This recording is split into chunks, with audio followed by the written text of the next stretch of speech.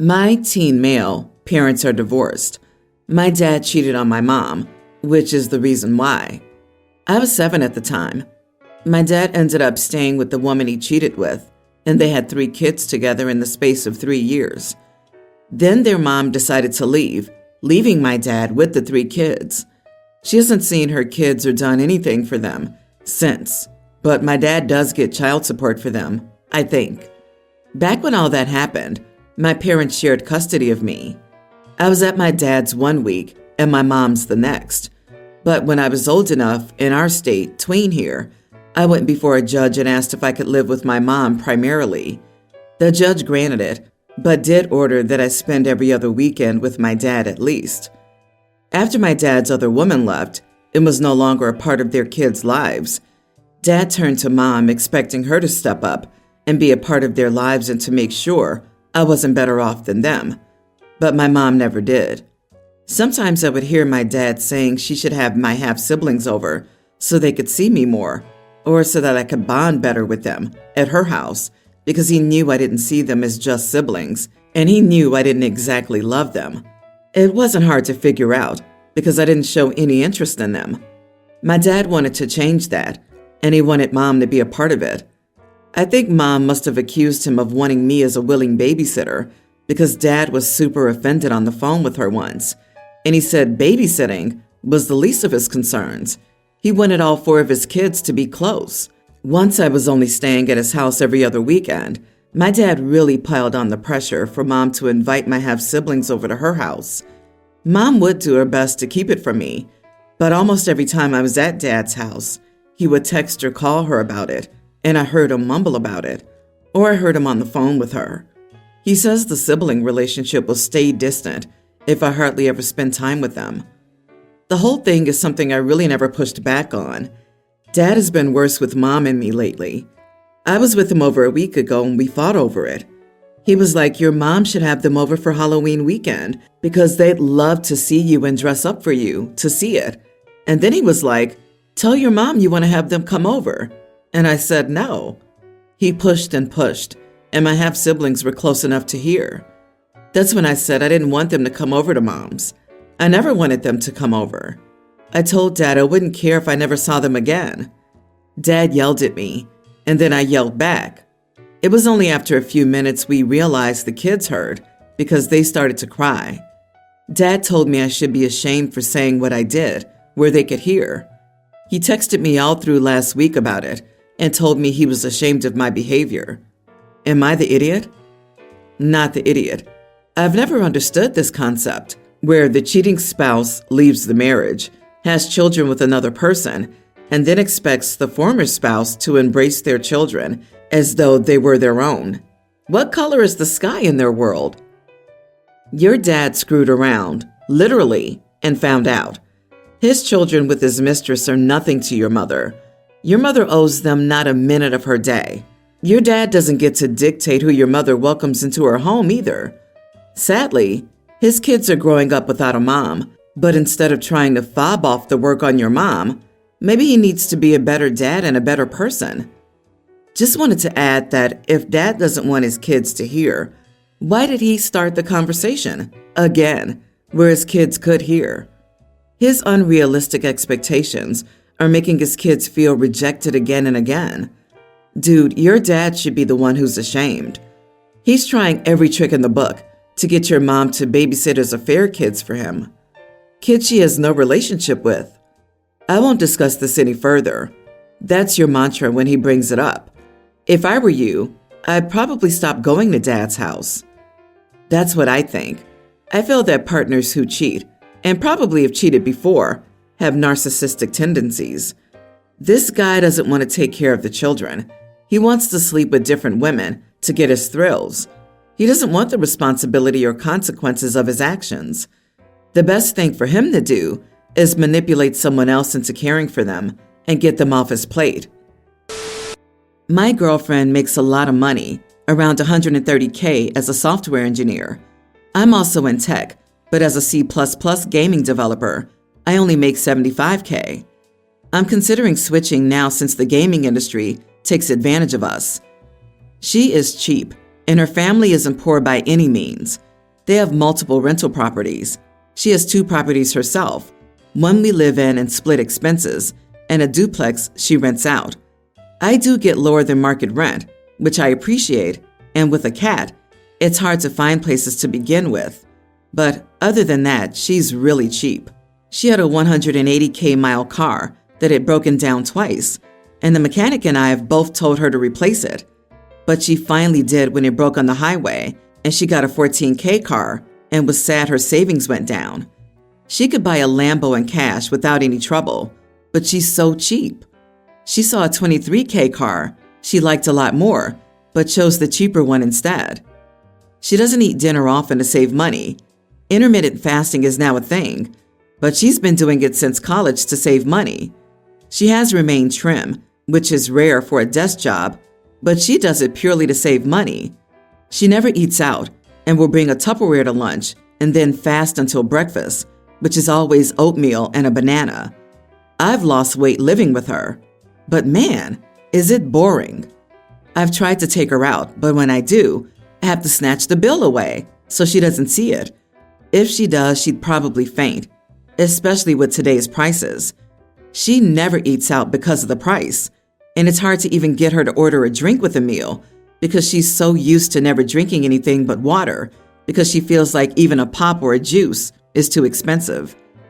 A bunch of friends and I were going out to eat, and they were talking about vacations, and I mentioned a vacation we took to Hawaii. There was the option to direct fly or layovers, which was double the time. It was $200 a ticket more for the direct flight, but would save us 6 hours, and I convinced her, after lots of back and forth, to take the shorter trip. But she was not happy. She also insisted we stay at an Airbnb campsite in someone's backyard in Hawaii because hotel rooms were expensive. We also still cooked every meal from a camping stove she had. I was a bit tipsy and told this story, and my friends were shocked because who goes to Hawaii and does this? But one friend mentioned it to her a few days ago, and she's been mad at me for complaining to everyone that she's cheap. But it's not like everyone doesn't already know, and she's pretty upfront about it. Am I the idiot for complaining to my friends that my girlfriend is so cheap? You are the idiot. I hope she finds someone who doesn't care about material things like you. She seems smart with a good head on her shoulders. Who cares about what car she got? It goes down in value the moment you drive it off the lot anyway. And who cares about where you stay in Hawaii, as long as you have a place to stay? The last time I went to Hawaii, I was only in my hotel room to sleep and shower. The rest of the time, I was outside enjoying my vacation. Not the idiot. This isn't sustainable. The woman skips meals and doesn't allow you to relax on a vacation. She doesn't want to actually engage in the society she's living in, and she's happy to force you to go without too. Having to hide the bill and cook from a camp stove on vacation, despite having the means to actually relax, it's not okay, and you told it like it is, so she knows it's not appropriate behavior. OP, she isn't changing. You will have to decide whether this is something you can permanently overlook. Also, I don't think mentioning that your girlfriend insisted you camp out instead of getting a nice, comfy hotel is the kind of egregious offense that others see it as. She lives her life. That clashes with you, and you're going to have to make a relationship decision about whether to accept it. Nothing to do with anyone being an idiot. I, 27 female, took my preschool son trick-or-treating on Halloween, as normal parents do. He was so adorable in his costume, and his joy was infectious. We went along house after house, lots of smiles, exclamations of how cute he was, and of course loads of candy. Then we came to one house. We rang the bell. Initially there was no answer, but I could see there were lights on in the house, so clearly people were home. Also, I heard shuffling behind the door. They were looking through the peephole to see who was there. I rang again. Then after 2 more minutes, I rang a third time, and the woman opened the door with a nasty look. Before my son could even say, "Trick or treat," she pointed to her porch light and rudely said, "Porch light off means don't ring here," and started to close the door. The look on my little boy's face was so heartbreaking. I couldn't let that nastiness slide.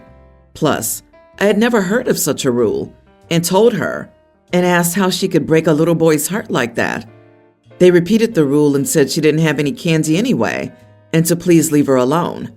I asked, what kind of idiot doesn't make sure to have some bare minimum candy around on October 31st? Like, use a calendar. She said not everyone wants to be part of Halloween, and slammed the door in my face. I comforted my poor son and explained, some people are just terrible Grinches, and we moved on to a few more houses, but the night was ruined. It got worse. I got back home and saw my phone had insane notifications. Apparently, this woman had recorded the whole interaction on her door camera and posted it to the local neighborhood Facebook group. Anyway, the backlash was so bad I had to leave the group. I'm still getting horrible DMs. Apparently, the porch light rule is real. It's a way to signal you're opting out of Halloween. Who the heck wants to opt out of Halloween? Even my husband won't back me up. He knew the rule, and while he's sympathetic to the social media abuse I'm getting, he said it was stupid of me to engage when she didn't want to participate. I'm upset he thinks I should have let rudeness against our little boy slide. Am I the idiot for confronting this rude woman? Hey, this house doesn't have its lights on, and there's no Halloween decorations. Let's go ring the doorbell anyway. No answer? Let's just keep ringing until someone comes out. Oh, they aren't doing Halloween? Well, come on. How could they be so cruel to my son? He's the best kid in the world, and everyone should have treats for him. Jesus. Yes, you are the idiot. Forget the porch light rule. If you ring once and no one answers, you move on. You don't stay because you can see the light on inside. You don't ring 3 times. I know this might be a wildly insane concept to you, but Halloween is not for everyone, and they're not a Grinch for not wanting to give candy away. It's fine to explain to your son that not everyone celebrates the same holidays, and the rudeness wasn't to your son, it was to you. Yep, OP overdid it big time. Turning off the porch light is the universal sign for leave me alone. The lady even said she didn't have candy, but what did OP do? She kept knocking. Did OP think Snickers bars were just going to appear magically? Come on, you are the idiot. LOL, right? Passing out candy on Halloween is not a legal requirement. Some people don't. Shocker. You are not entitled to candy from every house in your neighborhood. I can't believe an adult would behave like this. Homeowners may feel sick or not celebrate Halloween in their culture. It doesn't matter. It's none of your business. And they don't owe you an interaction, especially if you label people as idiots for not having candy. Entitled much? Also, if you got backlash after people saw the video and not even your husband had your back, you probably were extremely rude to that woman. My 24 male best friend Lewis, 24 male, has a super weird girlfriend. Not just in the way she acts, but her whole personality too. She believes in tarot cards, palmistry, crystal energy, and all that sort of crazy stuff. He started to bring her to group meetups, and she seemed relatively chill. She was just chatting and smoking some pot and stuff. One time when I was at Lewis's house, though, she asked me what my zodiac sign was and told me what crystals match my energy. There was another time when one of our other friends was going through a breakup, and she just straight up said to him, I guess that's what happens when a Virgo dates an Aries. It's just my opinion that anyone who believes in this stuff probably has a screw loose up there. But I didn't say anything because that's his girlfriend. She started to talk about this crap more and more. I invited Lewis around to my house one day, and when he arrived, his girlfriend was there too. I wasn't rude, but I wasn't super friendly to her because I didn't even invite her. For a while, we were watching a movie until she pulled out a pack of those tarot cards. She started telling me that she wanted to give me a reading, and I said no thanks. But she started pushing, saying she just wanted to see what my reading came out as. I think the fact that this was in my house and that I hadn't invited her made me fly off the handle. And I ended up saying loud, but not shouting at all, I have a reading for you. Stop with this crap and get real. She asked if I was being serious, and Lewis thought I was joking. I kept a straight face and said I wasn't, and that I was fed up with all this psycho crap. His girlfriend started crying and calling me names, and Lewis said, "Why are you being such an idiot?" before leaving. A few other friends that know us all have literally agreed with me, saying that she tries to push that crap on anyone, and they're fed up too. But some others say that I should have just let her do it and get it over and done with. Am I the idiot? Everyone's the idiot. Lewis for bringing her along when she wasn't invited, her for not taking no for an answer. You're just being an idiot about the whole thing. So what she believes in is something that you don't. Who are you to say anything about it when you know nothing about it? It's called being tactful, and you completely missed the mark. And it may cause quite a rift in your friendship with Lewis. All the best, OP. Not the idiot. In general, your spirituality and beliefs should be kept to yourself or amongst those with similar beliefs. Imagine if she kept whipping out those personality tests during group hangouts. She would obviously be the idiot. It's the same thing. If a Mormon refused to leave your doorstep after you said no, you would be in your right to curse and kick them out. Her pushing you to participate in her spiritual beliefs against your will deserve the same treatment. I, 26 female, am 7 months pregnant, and my sister wants to throw me a baby shower. My sister-in-law was pregnant at the same time, but she sadly lost her baby about a month ago and has been understandably devastated since. My husband approached me last night and asked if I could let his sister organize the baby shower instead of mine, but I told him that it was too late, as my sister had everything planned already. He then asked me if I could tell my sister to cancel everything so his sister could plan it. I told him again that it was impossible and that I doubted his sister would even want to organize someone else's baby shower. He thinks that organizing our baby shower will help his sister move forward and heal a little bit. I told him that as somebody who had a loss, I would have hated to throw somebody's baby shower a month after it. He said my experience was not universal and then called me selfish. We had dinner with her recently, and when my mother-in-law brought up our pregnancy, she left the table. That's why he thinks that preparing our baby shower could help her, and it's why I think it'd be the opposite. I also don't want to bring it up with her because I don't know how she'll react, and I'm scared she'll think I'm throwing my pregnancy in her face. Not the idiot. Your husband hasn't confirmed whether his sister even wants to throw the baby shower. She can't handle hearing about the baby at dinner. Imagine planning a party all about someone else's baby when you don't have your own. It's like a constant reminder of what could have been. Second, I'm also amazed that he also thinks he knows what's best for you and is unwilling to consider your thoughts about this. This reads like his crazy mother thought it would be a good idea. OP's husband's lips are moving, but mother-in-law's words are coming out. The road to the bad place is paved with good intentions. It's nice that your husband wants to help his sister cope with her loss, and if it were certain that organizing the baby shower would help her, it would be worth a thought to change plans, even at this point. But we don't know that, and neither does he, and neither their mother. Your sister-in-law should be allowed to grieve, not forced to get over it. In her place, I'd imagine planning a baby shower would be like forcing a red-hot poker into her chest, reminding her of the baby she won't be having. Please explain to your husband that sister-in-law needs his love and support, not being told, move on and get over it. He needs to back off.